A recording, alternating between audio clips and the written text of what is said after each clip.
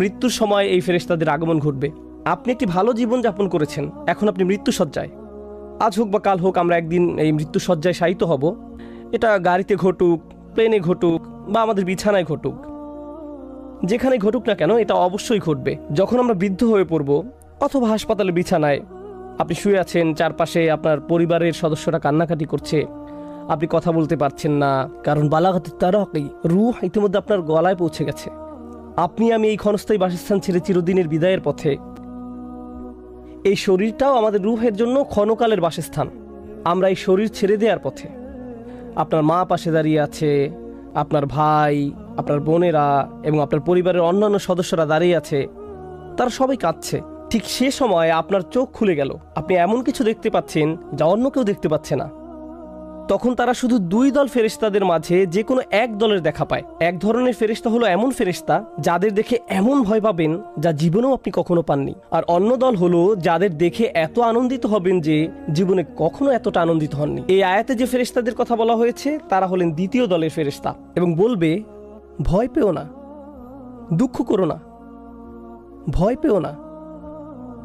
আলেমরা এই আয়াতের ব্যাখ্যা নিয়েও অনেক আলোচনা করেছেন যে ভয়ের ব্যাপারটা বুঝলাম, আপনি মারা যাচ্ছেন তাই ভয় পাওয়াটাই স্বাভাবিক। এখানে লা তাহজানু কেন বলা হলো? মনের দুঃখ তো পূর্বে ঘটে যাওয়া কোনো ঘটনা থেকে আসে যা ইতিমধ্যে ঘটে গেছে, তাহলে এখানে কেন লা তাহজানু উল্লেখ করা হলো? কারণ একজন বিশ্বাসীর ভাবনাটা তখন এমন থাকে, আয় হায় ফেরেশতারা চলে এসেছে, আমার তো তওবা করা দরকার ছিল, আমার আরো কিছু দোয়া করা দরকার ছিল, আমি তো এই বছর ইতিকাফের পরিকল্পনা করেছিলাম, আমি আরো কুরআন তেলাওয়াত করতে চেয়েছিলাম, আমার মায়ের সাথে কিছু সময় ব্যয় করতে চেয়েছিলাম, বা আমার ভাইকে সাহায্য করতে চেয়েছিলাম,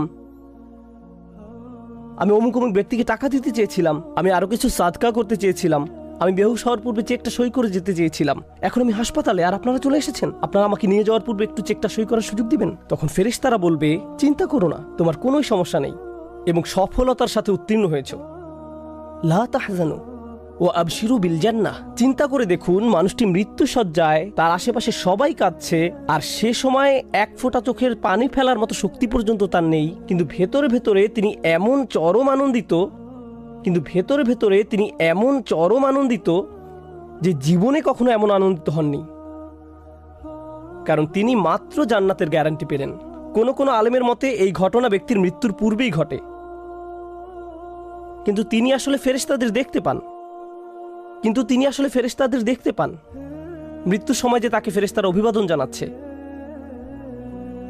ও আবশিরু বিল জান্নাতিল্লাতী কুনতুম তুআদুন।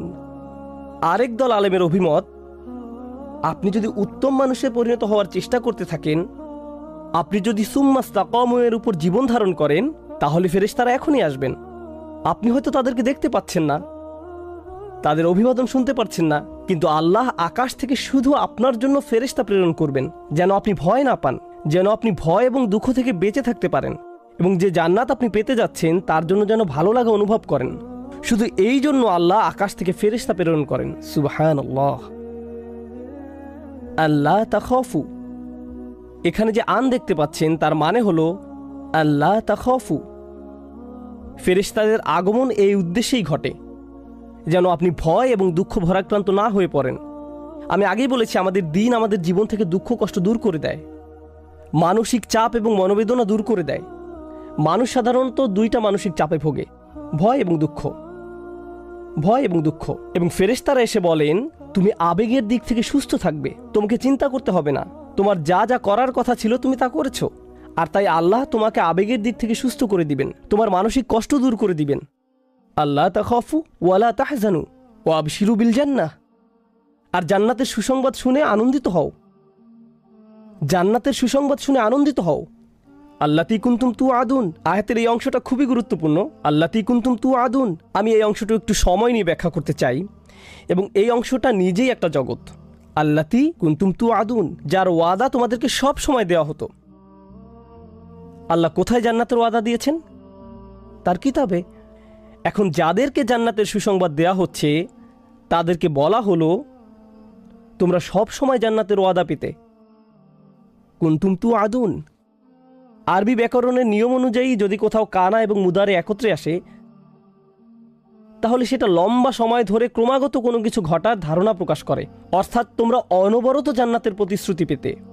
আমি আপনাদেরকে বলেছিলাম যে কিছু দায়িত্ব জ্ঞানহীন মূর্খ কাফের সবাইকে বলতো কোরআন তেলাওয়াত শোনো না, যখন এটা তেলাওয়াত করা হয় বিভিন্ন রকমের আওয়াজ তোলো, বাধা সৃষ্টি করো। আর বিপরীত দিকে একজন বিশ্বাসী সকালে বিকালে নিয়মিত আল্লাহর কিতাব অধ্যয়ন করত। কোরআন তেলাওয়াতে তারা অপরিসীম আনন্দ খুঁজে পেতেন, আল্লাহর প্রতিশ্রুতিতে প্রশান্তি খুঁজে পেতেন। আর আপনি যখন প্রচুর পরিমাণে কোরআন অধ্যয়ন করেন তখন কোন কথাটি আপনি বারবার শুনতে পান? আপনি জান্নাতের কথা অনেক বেশি শুনতে পান। আর ব্যাপারটা শুধু মাঝে মাঝে শুনতে পান এমন নয়, আপনি প্রতিনিয়ত জান্নাতের কথা শুনতে পান। আল্লাহ আমাদের জন্য যে বাসস্থান তৈরি করে রেখেছেন, তিনি কোরআনে বারবার বারবার এবং বারবার জান্নাতের কথা বলেছেন। জানেন, মানুষ যখন বাড়ি বা অ্যাপার্টমেন্ট কেনার কোনো প্ল্যান করে তারা কি করে? তারা সারাক্ষণ ওই অ্যাপার্টমেন্টের কথা বলতে থাকে। তারা তাদের আলোচনায় বারবার বাড়ির কথা নিয়ে আসে। আপনার হাতে যখন বাড়ি কেনার জন্য যথেষ্ট টাকা আসে বা বাড়ি ক্রয় করে ফেলেন, তখন একটু সময় পেলেই ওই বাড়ির আশেপাশে ঘুরে আসেন, রিয়েল এস্টেটের ওয়েবসাইটে বারবার ভিজিট করতে থাকেন। কারণ নতুন বাড়িতে ওঠার জন্য আপনি আর দেরি সহ্য করতে পারছেন না। মানুষের ভিতরে কিছু একটা আর দেরি সহ্য করতে চায় না। এই বাড়িটা কিনবো নাকি ওই বাড়িটা কিনবো, ওই বাড়িটার পেছনের দিকটা দেখো কি সুন্দর। কিছু একটা আছে আমাদের ভেতরে, এটা আমাদের প্রাকৃতিক। আমরা নতুন বাড়ি খুবই পছন্দ করি। আপনি হয়তো 5 বছর আগে এখনকার বাড়িটা কিনেছেন, কিন্তু এটাকে এখন পুরাতন মনে হয়। অন্য কারো নতুন বাড়িতে গেলে মনে মনে ভাবেন, আরে বাড়িটা তো খুব সুন্দর, আমি কি এরকম একটা কিনতে পারবো? ব্যাংক অ্যাকাউন্টটা চেক করে দেখি তো, যদি এখনকার বাড়িটা বিক্রি করি তাহলে হয়তো কিনতে পারবো। আল্লাহ আমাদের ভেতরে এই চাহিদা দিয়েছেন।